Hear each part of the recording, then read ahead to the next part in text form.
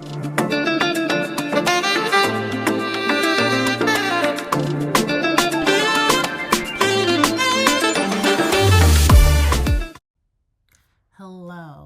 I am Anna. Thank you for joining me.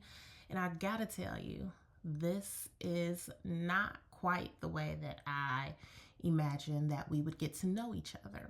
But it is what it is. Like, we're gonna dive in, and I gotta let you know, as much as I love to travel and I created this channel to be a positive light and space where anyone who's interested in traveling, who enjoys it, who's thinking about branching out, but also anyone who loves a good time, good vibes, nice things and amenities and things like that in traveling. As much as this channel is about that, this channel is also about creating a community of positive energy and support. And so with that, I gotta tell you, this video is going to get a bit deep.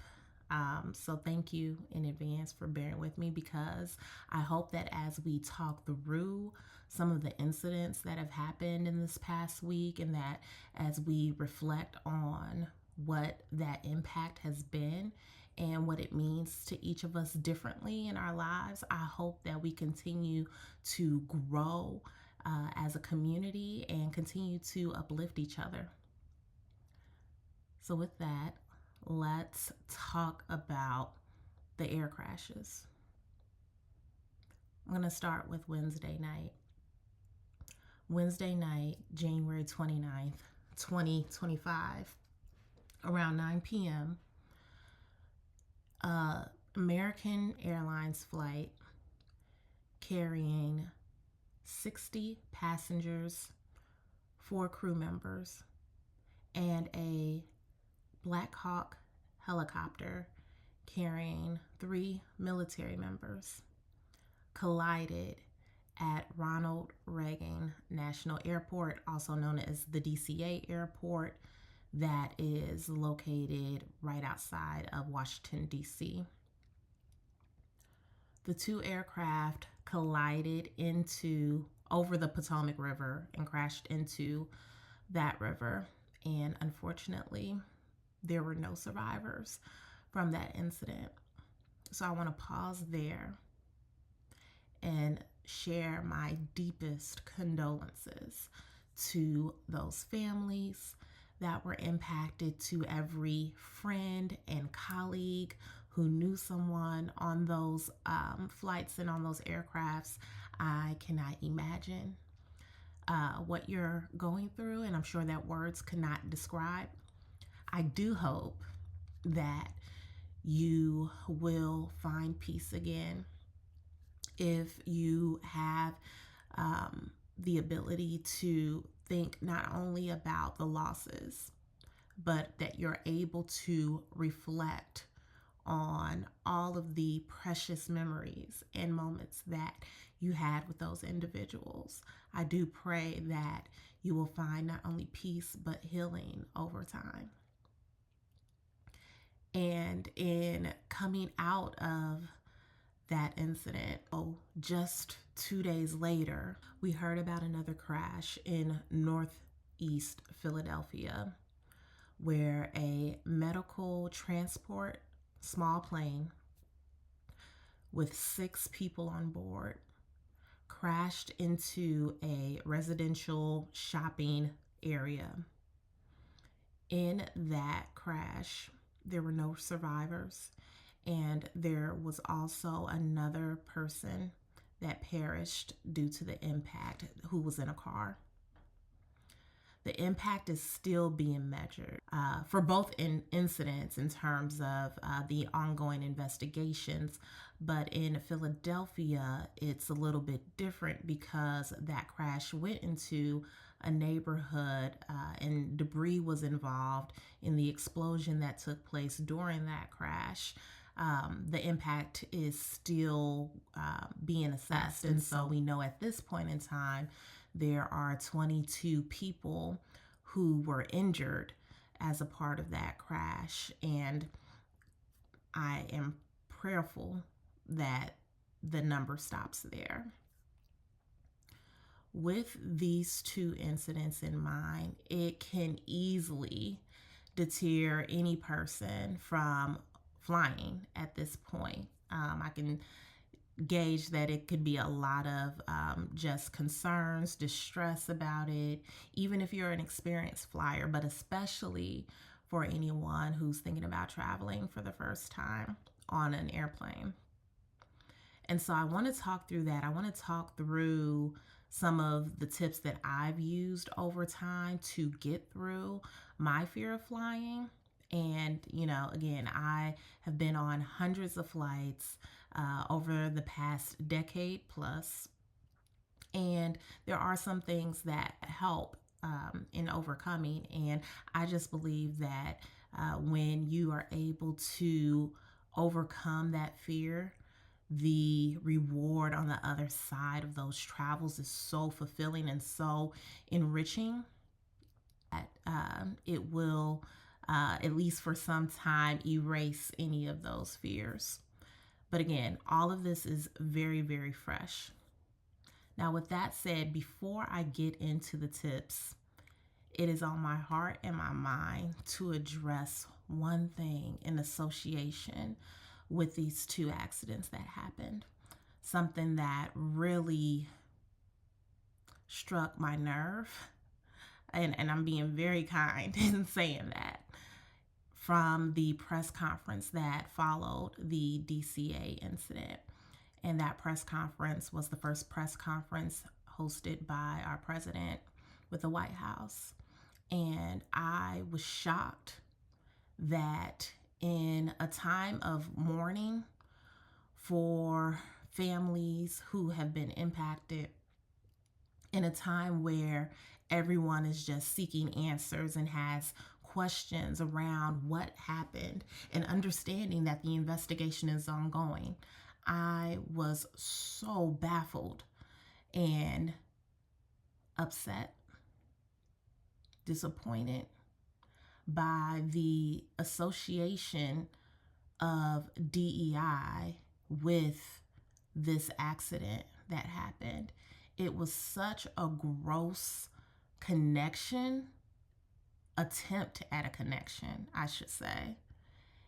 And that type of narrative to insinuate that it had to be someone involved that was not worthy of their position because they were disabled is such a gross statement to make at a time when the investigation is ongoing and without having any facts yet that bear proof or truth to the true rationale behind what happened.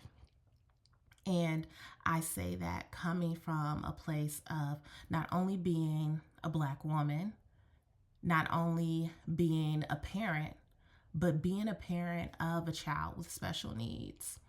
And my child with special needs has a group of friends, some with special needs, some who are neurotypical. And either way, all of those kids have gifts. Every adult with a disability has a gift. Every disability is not the same, whether it's visible or invisible. And what I know about my son is that he's amazing. And I'm sure that every other parent out there will say the same about their child. But furthermore, every person deserves the right to be able to contribute their gifts in ways that make them happy, but also contribute to us as a society and as a community. And that is happening every single day. We know a number of celebrities. We know a number of people in business, prominent business leaders, some who are very affiliated with White House leaders, that have different neurological backgrounds. Every disability is not the same. And furthermore, it is gross to make an assumption that disability means disqualification for any role, because again, every gift and every ability is different. And I pray for the day when we realize that these shifts and these pullbacks from the progress that we've barely been making, and when I say barely making, we tend to forget the 60s were not that long ago. We just got civil rights enacted in the 1960s. And so we still have so far to go. And so I ask that for any person who is watching this video, one, that you understand that on this channel, we do support DEI. But number two, that if you have any shred of humanity, that you consider what others and how others are impacted by such gross accusations, by such pullbacks on programs that were designed to uplift marginalized, historically marginalized communities of Black, of brown people, of LGBTQIA, of women, of veterans, of immigrants, of different religious backgrounds. If a person does not look like you or have the same background as you, that does not disqualify them from being human. And at any given point, any of us, regardless of our background, can become disabled. So, with that in mind, I ask you to consider and reconsider your support of DEI and keep it at the forefront of progress and not take it away. I ask you to share those thoughts with your own elected officials, because if we haven't learned anything yet in 2025, it's that we need each other, period. All right, I'm gonna get off my soapbox on that. Let's get back into getting you on a plane.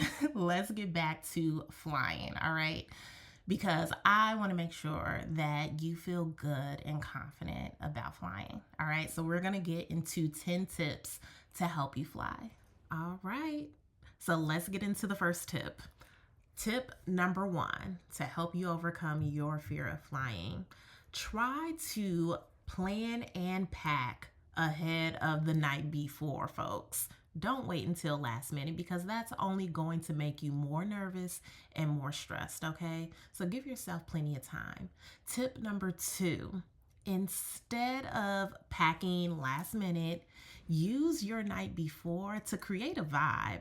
I always download a new playlist. I'm a Spotify user, not sponsored, but I love downloading a Spotify playlist that embodies the essence of where I'm headed or embodies the experiences that I'm looking forward to enjoying. So I definitely encourage you to do that and just to vibe out and enjoy getting into vacation mode, assuming that you're traveling for fun. And even if you're traveling for work, it is still good to just level set with some good vibes.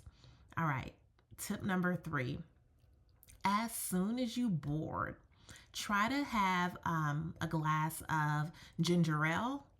Or if you're not a ginger ale drinker, you can try bringing on some ginger chews or a ginger stick. But I always find that ginger helps with calming my stomach a bit. So if whether I'm feeling nervous or if I'm afraid of motion sickness, ginger tends to help me with that.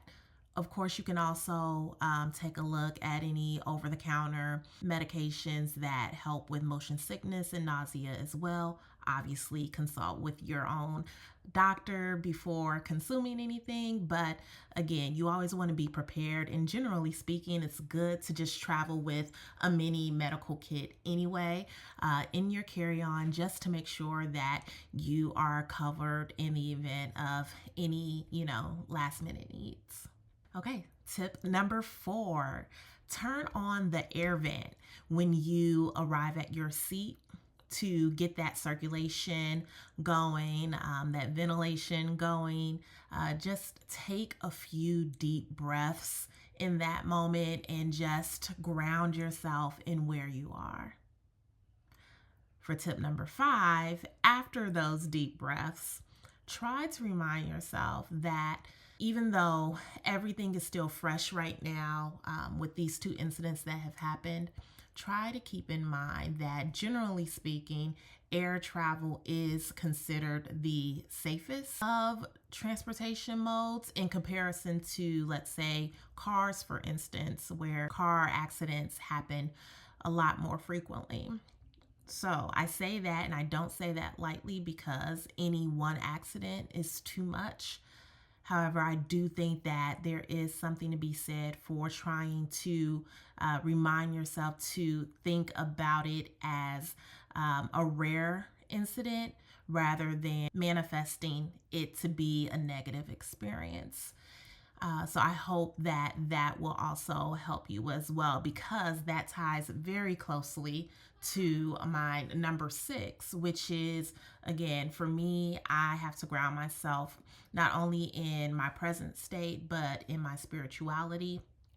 And as a Christian, I do pray.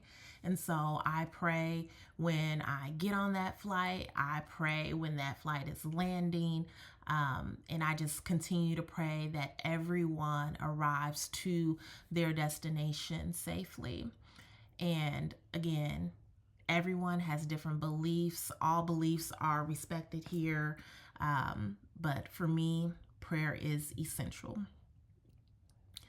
Now, the next tip number 7, seat selection. This is always a good thing to keep in mind, and something that it took me a little while to figure out for myself.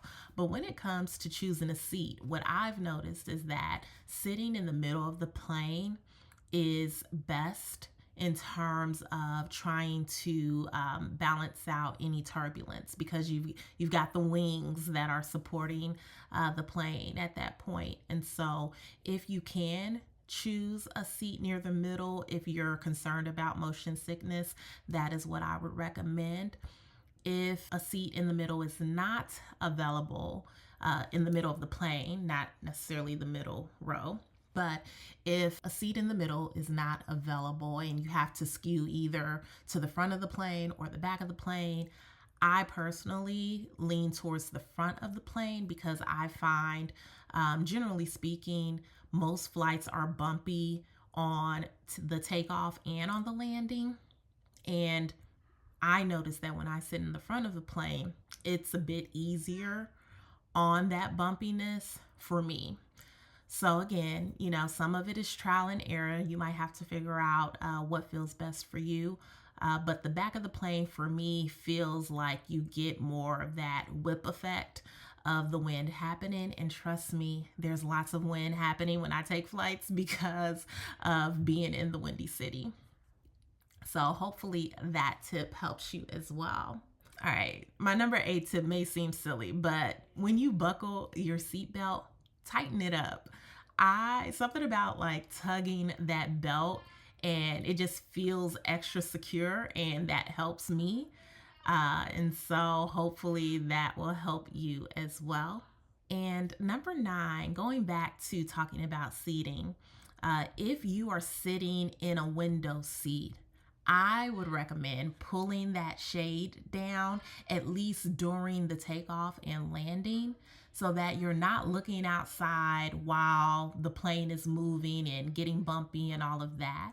For me, it helps when I can not only not look outside at that time, but if I close my eyes and not worry about trying to read a book at that time or reading my phone, so that my eyes stay at a constant level or are closed, obviously. It just helps. Simple and to the point, it helps me. So you might consider that if you are concerned about any motion sickness. But I would strongly encourage you, if you feel bold enough, that once you are at that 30,000 foot level, once the flight attendants give you that update, at that point I would encourage you to open your shade back up and to peek outside, because you will feel so accomplished at that point. And it really is just a majestical feeling to know that you are lifted and that you are flying and you get to take in all the sights and the wonders. So if you feel bold enough to do that, I encourage you to do that. And after you do that, my final tip is for you to take a selfie while you're on your flight. I want you to remember that you accomplished getting through this flight, getting through this moment, overcoming your fears, and that it was all worthwhile. And again, I know that flying in and of itself, traveling in general, can be stressful. But those moments when you can just take joy in what you've overcome to get to where you're going, that is a type of power and fuel that can carry you on not only through your trip but afterwards. And hopefully it will inspire you to continue to keep going, keep wandering, keep traveling, keep playing, because there's so much to life and so much that you can experience by simply hopping on a flight to somewhere new. So the last thing I'll leave you with is to keep in mind that you are limitless when you believe it and when you take the first step. So let me know in the comments if you've used any of these tips before, how they work for you. If you've got other tips from your travels, please drop them in the comments. And I'm sure that as we build this community, others will find great use in hearing your experiences as well. And go check out the airline safety rankings video that I posted. Ironically, it was before this week turned into what it turned into. I do want to call attention to it because that can be another measure that you use as you consider your research on what flights that you'd like to consider or what airlines you'd like to consider. Perhaps that you'll find that useful as well. Thanks so much for watching. I'll catch you on the next one.